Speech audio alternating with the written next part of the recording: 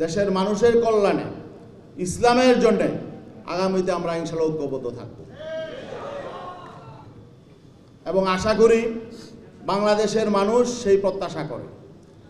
বিশেষ করে জুলাই বিপ্লব, 5ই আগস্টের অভ্যুত্থান এর মধ্য দিয়ে মানুষের মধ্যে যে প্রত্যাশা জেগে উঠেছে, মানুষ অতীতের বিগত 53 বছর যেভাবে দেশ শাসন হয়েছে এটা চায় না।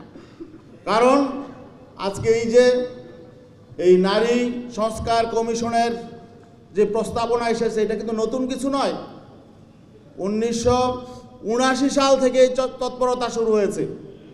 1979 সালে যখন জাতিসংঘে অধিবেশনে সিডু প্রস্তাব পাশ হয়েছিল, তারপরে থেকে গোটা দুনিয়ার মুসলিম রাষ্ট্রগুলোতে মুসলমানদের কোরআন সংস্কারের জন্য বারবার জাতিসংঘ এই সমস্ত বিষয় চাপিয়ে দেওয়ার চেষ্টা করছে।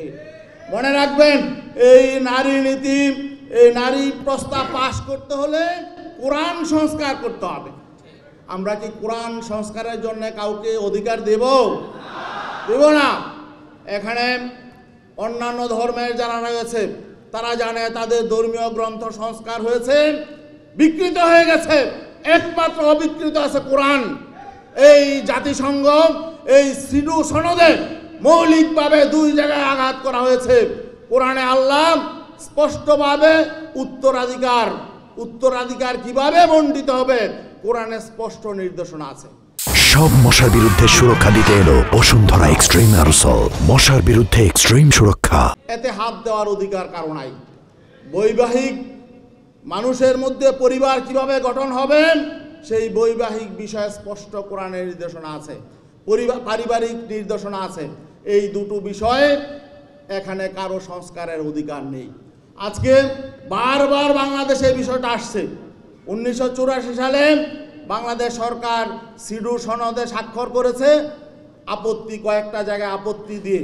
তারপরে 1997-তে আওয়ামী লীগ সরকার কিছু আপত্তি আবার সেখান থেকে তুলে নিয়েছে এবং 2011 সালে গোটা সিডু সনদকে অ্যাকসেপ্ট করার জন্য আওয়ামী লীগ সরকার এমন একটি নারী নীতিমালা তারা নতুন করে নিয়ে এসেছিল। আমাদের আন্দোলনের মুখে ইসলামপন্থী এবং দেশপ্রেমিক প্রকৃতপক্ষে যারা নারীর মুক্তি চায়, স্বাধীনতা চায়, তাদের আন্দোলনের মুখে 2001 সালে আওয়ামী লীগ পিছিয়ে গেছে, তারা ব্যর্থ হয়েছে।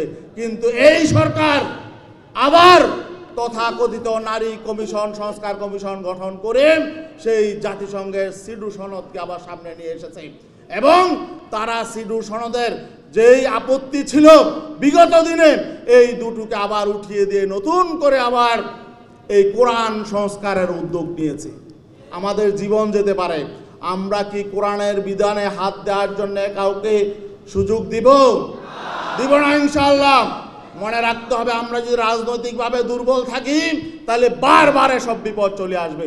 অতএব আজকে এই সেমিনারের মূল স্পিরিট হলো বাংলাদেশে সকল ইসলামী শক্তি, দেশপ্রেমিক শক্তি, বাংলাদেশের সকল মানবতার শক্তিকে আমরা এক কাতারে এনে আগামী জাতীয় নির্বাচনে আমরা বাংলাদেশকে গড়ে তোলার জন্য, মানুষের স্বপ্ন বাস্তবায়নের জন্য নির্বাচনে অবতীর্ণ হব ইনশাআল্লাহ।